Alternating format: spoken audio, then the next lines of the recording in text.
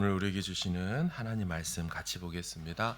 사도행전 3장 11절에서 우리 26절까지 같이 보도록 하겠습니다.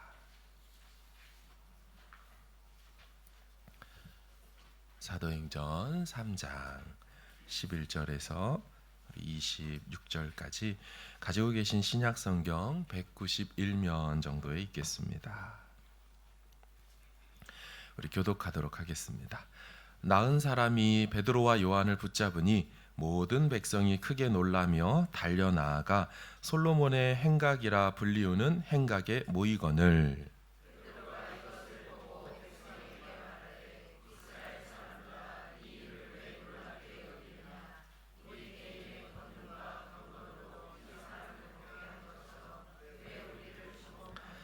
아브라함과 이삭과 야곱의 하나님 곧 우리 조상의 하나님이 그의 종 예수를 영화롭게 하셨느니라.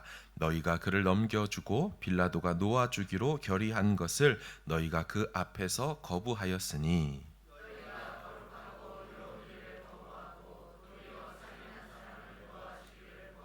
생명의 주를 죽였도다. 그러나 하나님이 죽은 자 가운데서 그를 살리셨으니 우리가 이 일의 증인이라.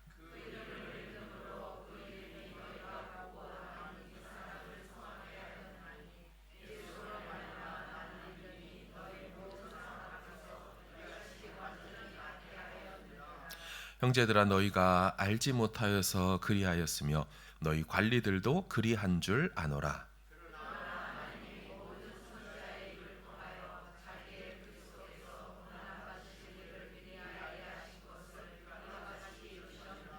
그러므로 너희가 회개하고 돌이켜 너희 죄 없이 함을 받으라. 이같이 하면 새롭게 되는 날이 주 앞으로부터 이를 것이요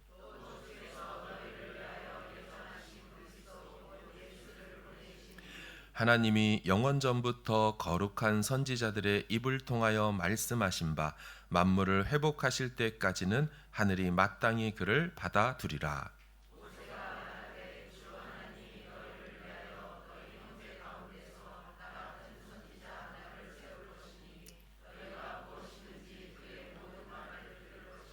누구든지 그 선지자의 말을 듣지 아니하는 자는 백성 중에서 멸망받으리라 하였고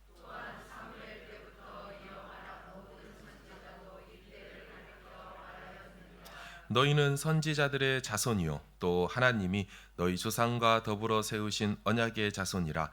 아브라함에게 이르시기를 땅 위의 모든 족속이 너의 씨로 말미암아 복을 받으리라 하셨으니 하나님이 그 종을 세워 복 주시려고 너희에게 먼저 보내사 너희로 하여금 돌이켜 각각 그 악함을 버리게 하셨느니라. 아멘. 할렐루야.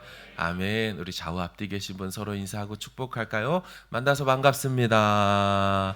주께서 오늘도 은혜 주십니다. 아멘. 아멘. 감사합니다. 사도행전 14번째 새롭게 되는 날 회복의 때를 바라며 라는 제목으로 은혜를 같이 나누겠습니다. 아주 그냥 난리가 났습니다. 사람들이 달려나오고 있죠. 11절을 보십시오. 나은 사람이 베드로와 요한을 붙잡으니 모든 백성이 크게 놀라며 달려나아가 뛰기 시작했습니다. 솔로몬의 행각이라 불리우는 행각에 모이거늘. 왜 이런 일이 일어났습니까? 지난주 본문 내용을 기억하시지요.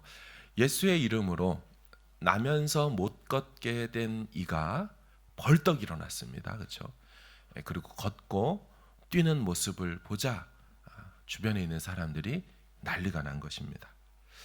그리고 아까 지금 막 달려오고 있는 이 유대인 무리들이요. 이제 드디어 베드로하고 요한에게 도달한 것 같습니다. 12절을 보세요. 베드로가 이것을 보고 백성에게 말하되 이스라엘 사람들아 이 일을 왜 놀랍게 여기느냐. 지금 이 말하되라고 되어 있는 이 말은 사실은 그냥 말하는 게 아니라 대답하다라는 뜻을 갖고 있습니다. 우리 영어 성경 NASB를 보여주시면 He replied라고 되어 있죠. 그가 대답을 했습니다. 아마도 모여든 사람들이 질문했다라는 것을 전제하는 거죠. 이 일이 무슨 일입니까? 또한 이 사람 도대체 어떻게 난 것입니까? 도무지 이해가 되지 않는 상황 속에 질문한 것이고, 그것에 대하여 이제 베드로가 답을 주는 겁니다. 자, 이러면서 베드로의 설교가 시작되는데요. 그 베드로 설교의 첫 번째 포인트는 다른 것이 아니었습니다. 자신들이 이 기적의 주체가 아니라는 사실부터 명시하고 설교를 이어가기 시작하죠. 12절의 하반절을 좀 보여주세요. 우리 개인의 권능과 경건으로 이 사람을 걷게 한 것처럼 왜 우리를 주목하느냐. 그러니까 사람들의 눈에는 벌써 막 이 눈망울이 와, 베드로 요한 대박 대단하다. 당신들 누굽니까? 베드로와 요한은 자신들에게 영광이 혹 올까봐 그 영광을 하나님께 빨리 돌려드리면서, 자신들은 헬라의 주술사들도 아니고 유대의 은사파들도 아니고 돌을 많이 닦아서 수련과 수행을 많이 해서 이런 기적을 일으킨 자들이 아니라고 빨리 선을 그었습니다. 여러분, 어떤 의미에서 수많은 종교 지도자들이 이 부분에서 넘어지는 것 아니겠습니까?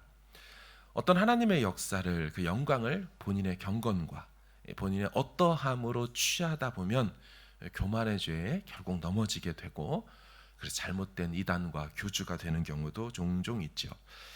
걷지 못하는 자를 일으킨 손은 베드로의 손이었지만 정작 그를 낫게 하고 일으켜 세운 그 능력은 예수 그리스도의 능력으로 일어난 것이었습니다. 이 베드로의 설교가 계속 이어지는데요. 우리 요거는 좀 한번 읽어볼까요? 13절에서 15절을 읽어보겠습니다. 시작. 아브라함과 이삭과 야곱의 하나님 곧 우리 조상의 하나님이 그의 종 예수를 영화롭게 하셨느니라. 너희가 그를 넘겨주고 베드로가 놓아주기로 결의한 것을 너희가 그 앞에서 거부하였으니, 너희가 거룩하고 의로운 일을 거부하고 도리어 살인한 사람을 놓아주기를 구하여 생명의 주를 죽였도다. 네. 지금 베드로가 이 회중이 행했던 죄악을 드러내고 있습니다. 13절부터 보시면 5개의 동사를 사용하죠. 너희가 예수를 넘겨주었다. 두 번째, 빌라도는 놓아주려고 했지만 너희가 거부했다. 그분은 거룩하고 의로우신 분인데 너희가 그분을 거부했다.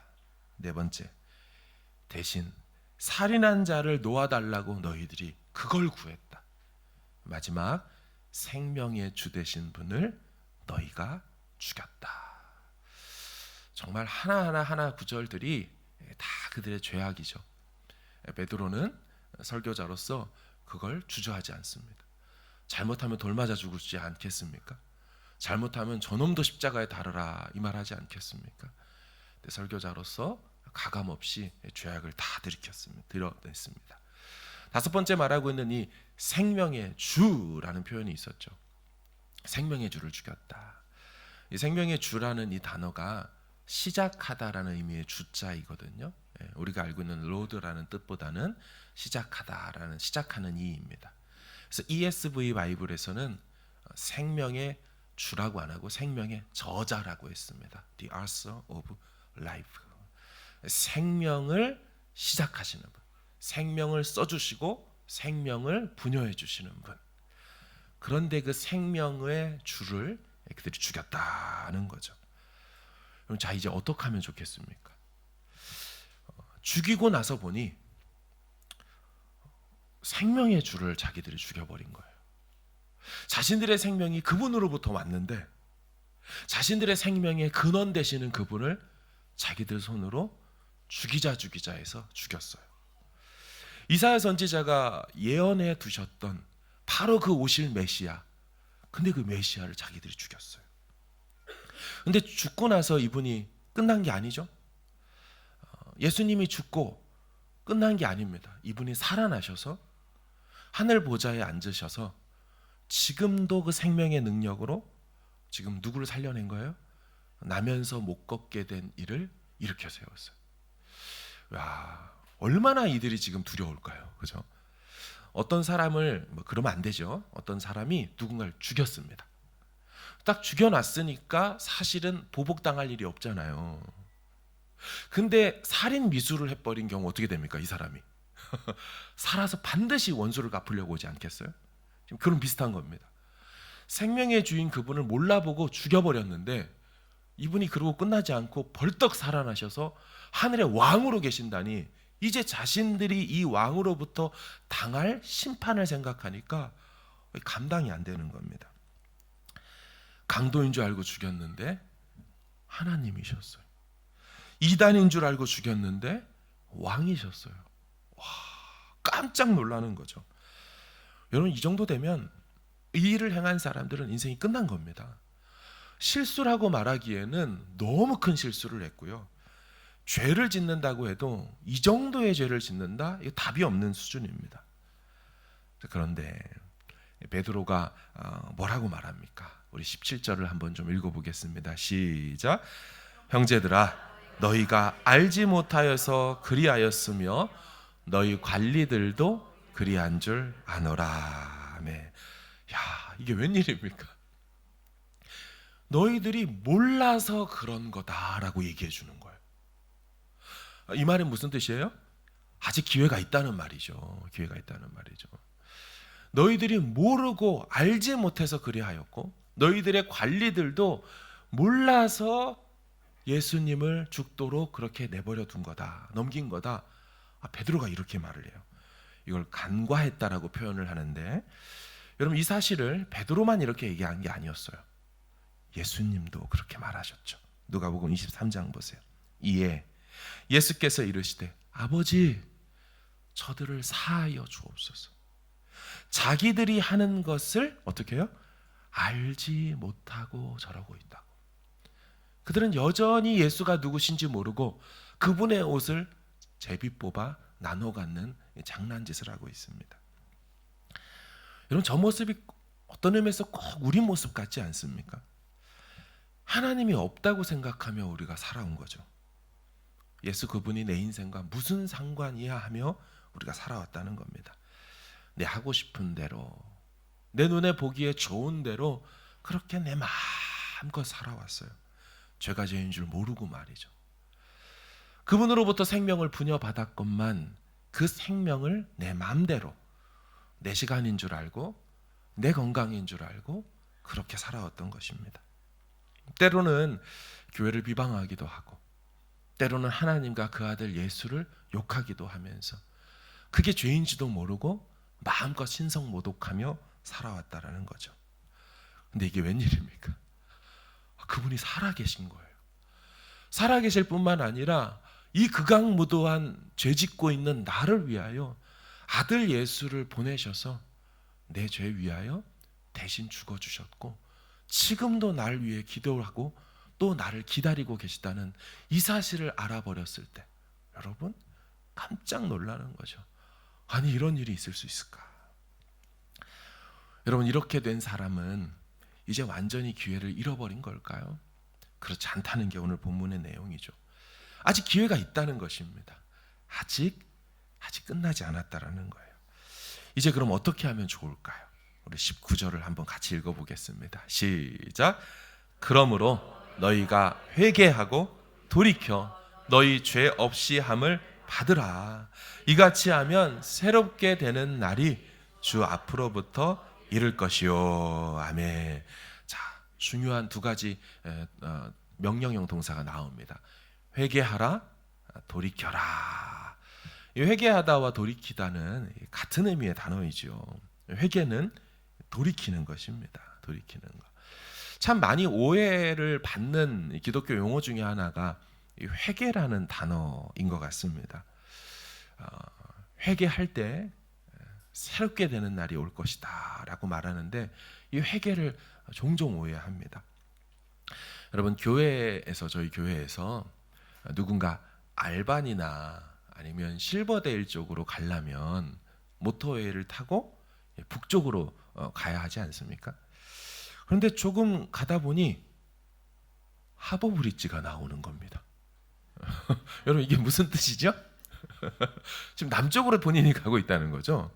지금 북쪽을 향해 집을 가야 되는데 하버브릿지가 나온 거예요. 조금 더 계속 가다 보니까 헌들리 간판도 보이고, 좀 더 가다 보니까 이 로토루아와 타우란가 막 간판들이 보이는 거죠.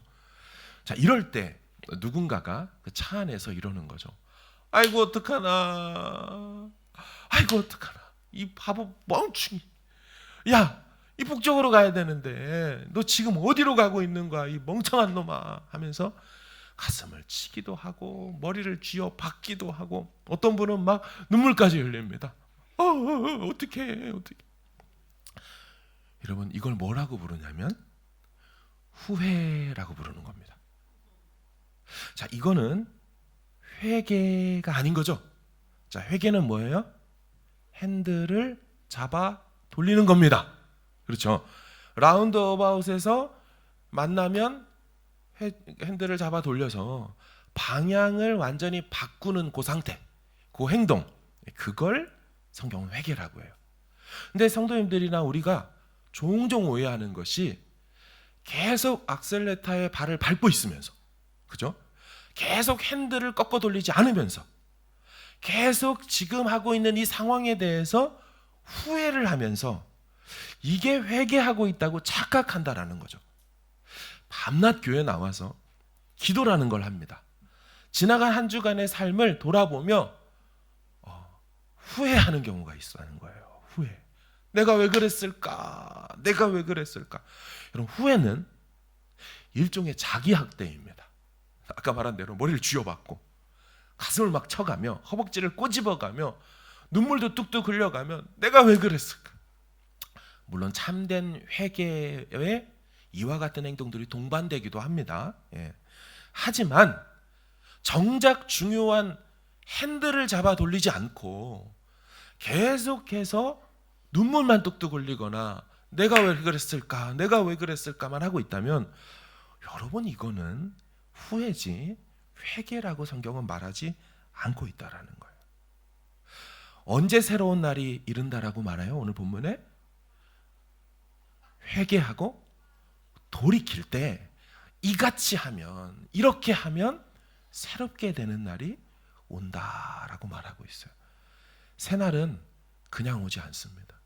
새날은 돌이킬 때 오게 된다라는 것입니다. 여러분, 그 대전에서, 한국의 지도죠, 대전에서 서울을 가야 되는 사람이 있는 거죠. 그래서 서울행 기차를, 상행선을 딱 탔는데 이게 웬걸 똑같이 부산행을 탄 겁니다. 계속 시간을 보니까 어머, 부산을 가고 있는 거예요. 그래서 그 열차 칸 안에서 또 이 사람이 이렇게 하는 거죠. 아이고 어떡한디야, 이거 어떡한디야.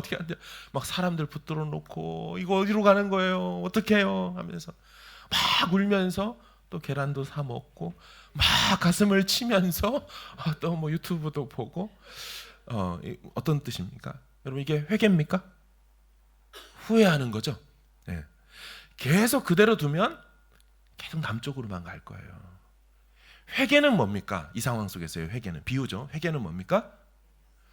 그렇죠. 이 기관사한테 소리를 지르든지 아니면은 그 정거장에서 빨리 뛰어내려 가지고 상행선으로 갈아탈 때, 여러분, 요걸 뭐라고 부른다?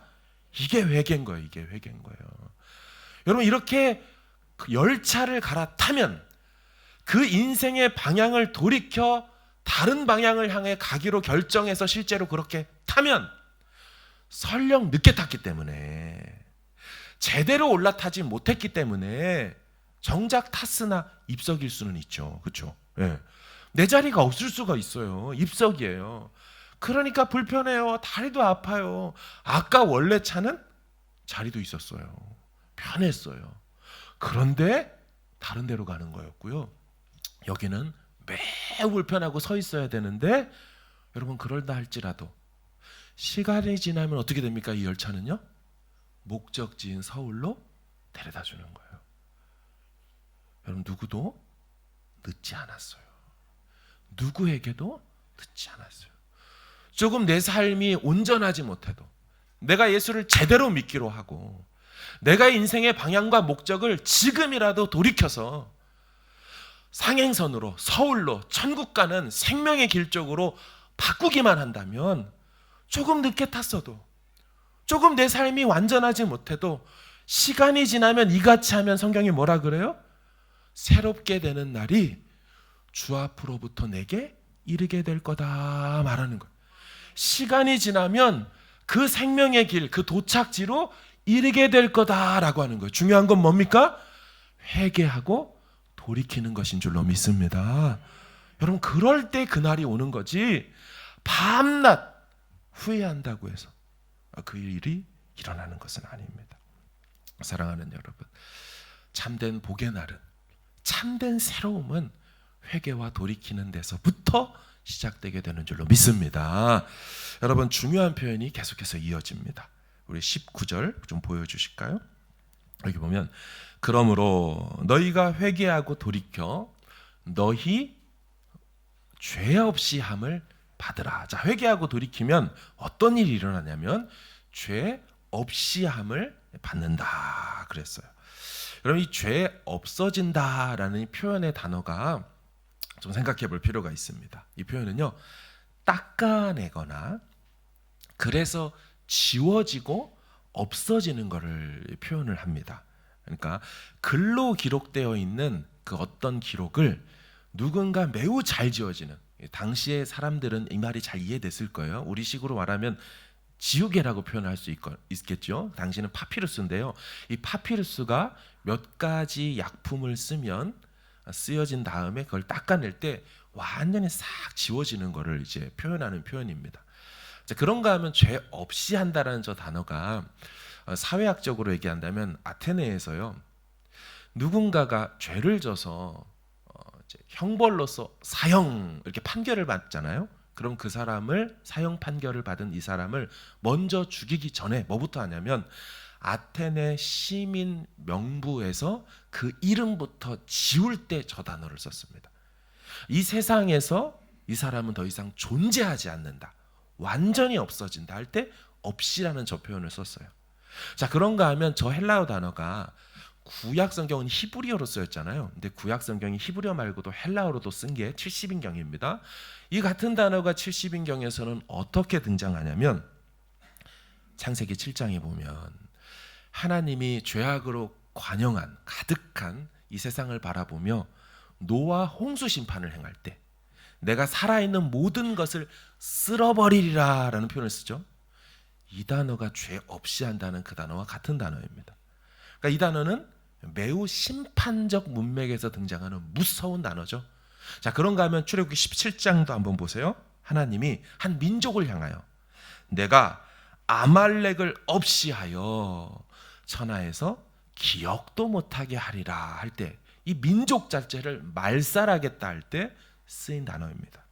자, 그러니까 이 단어는 매우 무서운, 세상을 심판하고 민족을 없애버리거나 아니면 한 사람이 처형당하여 더 이상 이 세상에 존재하지 않고 우리 시민이 아니다는 심판을 단행할 때 쓰였던 용어인데, 이 무서운 심판적 동사의 단어가 지금 어디를 향하고 있습니까? 우리를 향한 게 아니죠. 회개하고 돌이키면 우리 안에 있었던, 우리를 이 지경에 만들었던 무엇을 향해 이 단어가 향하고 있어요? 죄에 대해서 쓰고 있어요. 우리를 지워버리고 우리를 없이 하시겠다는 것이 아니라 우리는 당신의 나라로 들여보내시고 그것을 막고 저지하고 그 결과를 일으켰던 죄에 대하여 하나님이 심판하시겠다, 없애버리겠다. 여러분, 이게 얼마나 은혜가 되는 단어인 줄로 믿습니다. 사랑하는 여러분, 이 단어가 또 한 번 쓰여요. 자, 세상 죄를 지고 가는 하나님의 어린 양 본문이죠. 우리 요한복음 1장을 한번 읽겠습니다. 시작. 이튿날 요한이 예수께서 자기에게 나아오심을 보고 이르되 보라, 세상 죄를 지고 가는 하나님의 어린 양이로다. 아멘. 한글 번역만 좀 저렇게 번역됐습니다. 보라, 세상 죄를 지고 가는, 그래서 마치 세상의 보찜을, 큰 짐을 지고 가는 이렇게 어린 양, 양인데 큰 짐을 지는, 노새와 나귀가 아닌데 말이죠. 그렇게 보여지지만 사실 저 아이로라는 단어는요, take away라는 단어입니다. 가지고 계신 영어 성경 다 찾아보세요. 나중에 다 take away, 치워버리다. 치워버리다. washed out. 세상의 모든 죄를 지워 없애시는 어린 양이다라는 거예요. 이게 얼마나 은혜로운 단어인지 모릅니다. 예수님만 그 일을 하셨을까요? 아니요. 저 예수님을 보내신 하나님도 이사야 43장을 한번 보세요. 같이 읽어볼까요? 시작. 나 곧 나는 나를 위하여 내 허물을 도말하는 자니 내 죄를 기억하지 아니하리라. 아멘. 자, 성부 하나님도 어떤 분이십니까? 죄 지은 이스라엘 백성들을 향하여 자기 자신을 위하여서, 왜냐하면 자기 백성이잖아요. 자기 자녀들이잖아요. 나 자신을 위하여 너희의 허물을 도말한다. 한자 말이더라고요. 이번 기회에 제가 좀 찾아봤더니 이 말자는 말살하다의 말자입니다. 치워 없애다 하는 말자고요. 도자는 도금하다 도, 도색하다 도, 칠할 도자입니다. 그러니까 정말 아무것도 아닌 쇠막대기인데 거기다가 금으로 싹 도색해버리면, 도금해버리면 완전히 다른 존재로 보이잖아요. 그러니까 우리 인생에 있는 죄를 하나님의 그 어린 양의 보혈로 다 도색하겠다는 거예요. 인방과 문설주에 어린 양의 피로 다 바르죠. 도색하는 거예요. 도색.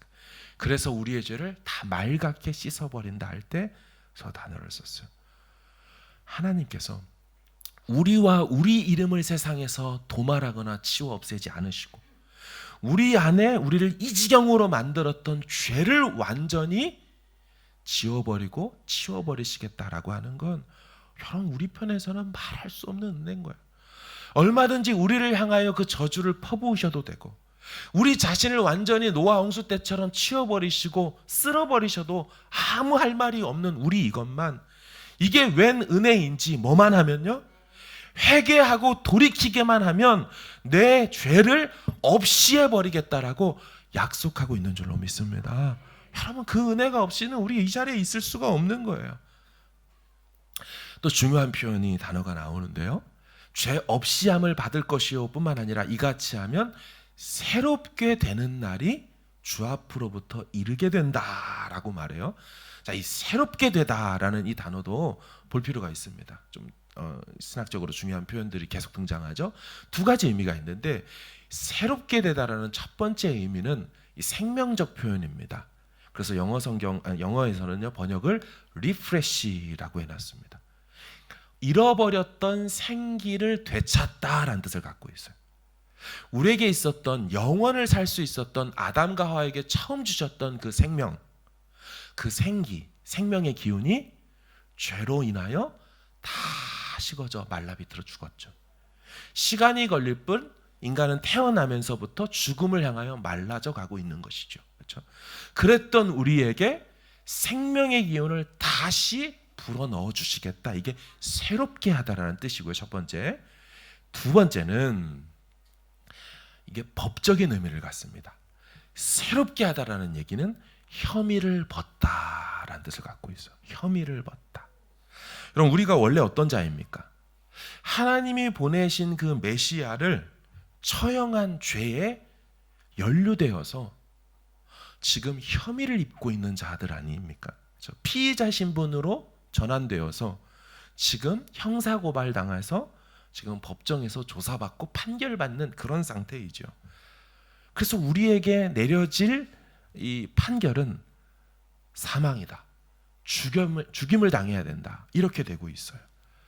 그런데 저 새롭게 되다가 뭐냐?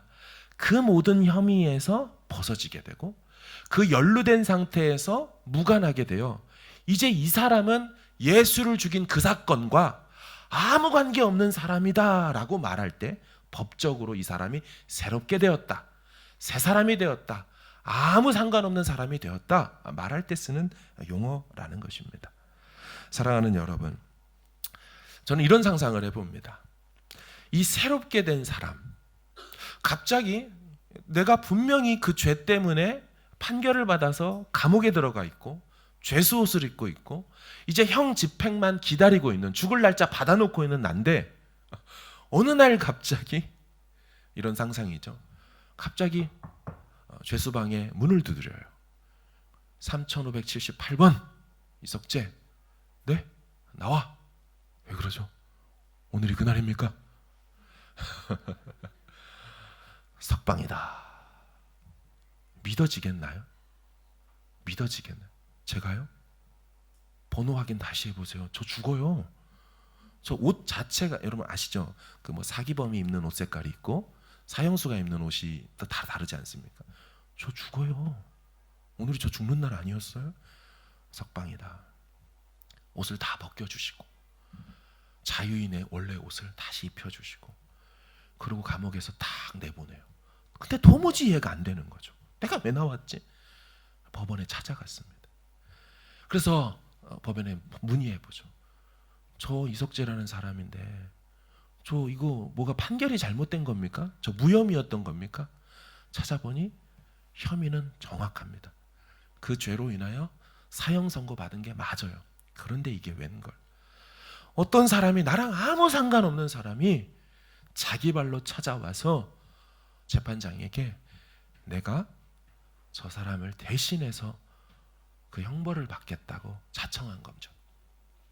그것을 받아들였고 재판장이 그래서 내 대신 나도 모르는 새에 2000년 전에 그분이 대신 죽어버리신 거예요. 그래서 내가 자유함을 얻게 됐다는 것을 알게 된 거죠.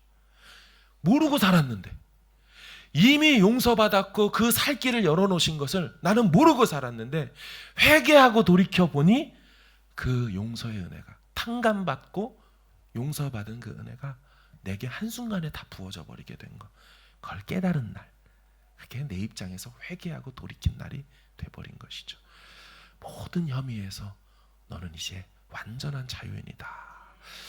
사랑하는 여러분, 오늘 베드로는 기적 보고 놀래가지고 달려온 그 사람들을 향하여서 지금 기적이 중요한 게 아니고 이 표적이 가리키고 있는 그 살아계신 그분, 지금도 그 이름의 능력으로 이 세상을 통치하고 다스리시는 그분을 바라보라고, 그분이 너희들을 회개하고 돌이킨다면 지금 이 사람의 몸을 회복시킨 것처럼 너희도 얼마든지 그분 안에서 새로워지고 회복될 수 있다고 그렇게 설교하고 있는 대목인 줄로 믿습니다. 사랑하는 여러분, 그런데요, 이들이 완전히 새롭게 되는 날을 한 번에 다 받는 것은 아닌 것처럼 오늘 본문이 말하고 있습니다. 이미 새롭게 되는 날이 그들에게 회개한다면 이루어지지만 완전히 완료되는 상태는 아닌 것처럼 말한다는 거죠. 우리 20절을 한번 좀 읽어보겠습니다. 20절 시작. 또 주께서 너희를 위하여 예정하신 그리스도 곧 예수를 보내시리니. 아멘. 자, 저 단어를 보시면 예정하신 그리스도를 보낼 것이다라고 해서 미래형을 쓰고 있습니다. 분명히 사도 베드로가 설교할 때는 이미 예수님이 오셨잖아요. 그러니까 초림으로 오셨는데 지금 뭐라고 말하냐면 예정하신 그분이 오실 것이다라고 말하니 지금 저 표현은 그리스도의 재림과 종말에 대한 표현을 분명히 하고 있는 것입니다. 좀 더 볼까요? 우리 21절 읽겠습니다. 시작. 하나님이 영원 전부터 거룩한 선지자들의 입을 통하여 말씀하신 바 만물을 회복하실 때까지는 하늘이 마땅히 그를 받아두리라. 아멘. 자, 보세요. 그분을 보내신다고 하고 그분은 오실 것이긴 하는데 당장은 안 오고 계시죠. 당장은 안 오고 계셔요. 대기 상태인 것처럼 표현합니다. 하늘이 그분을 받아둘 거라는 거예요. 하늘이 그분을 잠시 두신다라는 거예요. 오지 않도록. 그런데 언제까지요? 그 앞에 표현이 있죠. 만물을 회복하실 때까지는 그분이 오지 않도록 하늘이 그분을 마땅히 받아둘 거다라는 표현을 썼습니다. 자, 그렇다면 그분이 오지 않고 있는 이 초림과 재림의 이 사이의 시간들, 우리가 사는 이 시간들은 어떤 시간이라는 뜻이죠? 만물이 뭐하는 시간이다? 회복하고 있는 시간이라는 뜻입니다. 어떻게 해서 회복이 일어날까요? 앞에서 말한 새롭게 된다와 회복하는 때라는 게 같은 의미를 갖고 있습니다. 어떻게 회복된다는 거예요? 새롭게 된다? 회개하고 돌이킬 때 그 회복이 우리 안에서 일어나서 그것이 이루어질 때까지 예수님은 기다리고 계신다라는 것입니다. 예수 하나님의 아들이요, 당신은 그곳에 계시지만 당신의 영을 이 땅에 보내셔서 그 성령의 역사로 말미암아 우리 안에 죄인들의 가슴에 예수가 믿어지고 자복하고 회개하게 만듦으로 무엇을 일으킨다는 거예요? 바로 회복을 일으키게 된다라는 것입니다. 이 땅 가운데 아직도 죽어져 있는 그 영혼들에게 성령을 보내셔서 각 개인과 가정과 교회와 공동체와 나라와 열방을 지금도 그분은 그 하늘 보좌에서 영을 보내셔서 뭐 하시겠다는 거, 이 만물들을 회복하시겠다. 우리는 그 기간들을 지금 살고 있다라고 말하고 있는 말씀인 것입니다. 창조된 그대로, 처음 지어진 하나님의 형상 그대로를 완성은 아니지만 우리가 예수 믿기로 결정한 순간부터, 그때로부터 우리 안에 거하신 성령은 우리를 회복시키는데 그 꼴은 어디다? 하나님의 형상, 예수 그리스도의 그 성품대로 우리를 계속 바꿔가고 회복하고 계시는 것이다. 지금 그 시간을 보내고 있는 줄로 믿습니다.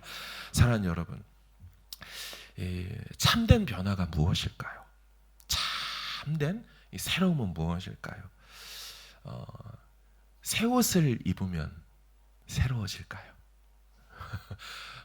아주 멋진 괜찮은 옷을 딱 입고 나타나면 사람들이 우와, 달라 보이는데 누구야? 잘 모르시면요, 달라 보인다는 거죠. 달라진 건 아닙니다. 그렇죠?